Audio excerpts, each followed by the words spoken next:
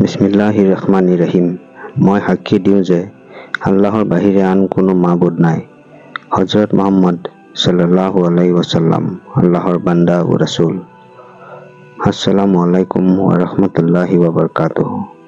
আজিৰ এই ভিডিঅ'টোত আমি হায়েজ নেফাছৰ সময়ত কি কৰিব পাৰি আৰু কি কৰিব নোৱাৰি তাৰ বিষয়ে আলোচনা কৰিম। প্ৰশ্ন: হায়েজ নেফাছৰ সময়ত কি কাম কৰা নিষেধ? উত্তৰ: নামাজ পঢ়া, ৰোজা ৰখা, মছজিদৰ ভিতৰত প্ৰৱেশ কৰা, কাবাহ ঘৰ তুৱাফ কৰা, কুৰআন পঢ়া আৰু স্বামীৰ লগত সহবাস কৰা নিষেধ। প্ৰশ্ন: হায়েজ নেফাছৰ সময়ত নামাজ ৰোজা মাফ হৈ যায়নে? কাজা পঢ়িব লাগে? উত্তৰ: নামাজ একেবাৰে মাফ হৈ যায়, কিন্তু ৰোজা মাফ নহয়, পিছত কাজা আদায় কৰিব লাগে। প্ৰশ্ন: হায়েজ বা নেফাজৰ অৱস্থাত কুৰআন শৰীফ মুখস্থ মাতা জায়েজ আছেনে? উত্তৰ: জায়েজ নাই। প্ৰশ্ন: কুৰআনত বহুতো দুৱাৰ আয়াত আছে, সেইবোৰ পঢ়াও জানো নাজায়েজ? উত্তৰ: দুৱাৰ নিয়তত পঢ়া জায়েজ, কিন্তু তিলাৱতৰ নিয়তত পঢ়া জায়েজ নহয়।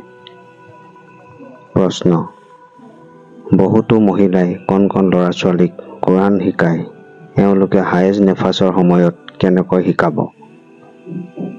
উত্তৰ: হেজা অৰ্থাৎ বানান কৰি পঢ়ুৱাত বাধা নাই। তাৰ ৰা পঢ়ি এটা এটা শব্দ পৃথক পৃথককৈ পঢ়ুৱাব পাৰে, অৰ্থাৎ প্ৰত্যেকটো শব্দৰ পিছত অলপ ৰৈ আকৌ পিছৰ শব্দটো আৰম্ভ কৰিব, যেনে আলহামদুলিল্লাহি ৰাব্বিল আলামিন। প্ৰশ্ন: হায়েজ নেফাছৰ অৱস্থাত কলিমা পঢ়া, দুৰুদ শৰীফ পঢ়া বা জিকিৰ আজকাৰ কৰা জায়েজ নে? উত্তৰ: জায়েজ, বৰং নামাজৰ সময়ত হলে অজু কৰি পাক ঠাইত বহি জিকিৰ আজকাৰ কৰা উত্তমহে। প্ৰশ্ন: হায়েজ নেফাছৰ সময়ত কুৰআন স্পৰ্শ কৰা জায়েজ নে? উত্তৰ: জায়েজ নহয়, আনকি কুৰআনৰ আয়াত থকা কিতাপ পত্ৰ, তাবিজ বা অন্য কোনো লিখিত নথিপত্ৰ স্পৰ্শ কৰাও নাজায়েজ। প্ৰিয় দৰ্শক, আজিৰ ভিডিঅ'টো ইমানেই আছিল। পৰৱৰ্তী আকৌ এটি নতুন ভিডিঅ' লৈ আপোনালোকৰ মাজত উপস্থিত হ'ম। যদি ভিডিঅ'টো আপোনালোকৰ ভাল লাগিছে তেন্তে এটা লাইক কৰি দিব, বন্ধুসকলৰ সৈতে বেছিকৈ শ্বেয়াৰ কৰি দিব আৰু মোৰ চেনেল ইছলামিক চাবক ছাবস্ক্ৰাইব কৰি দিব।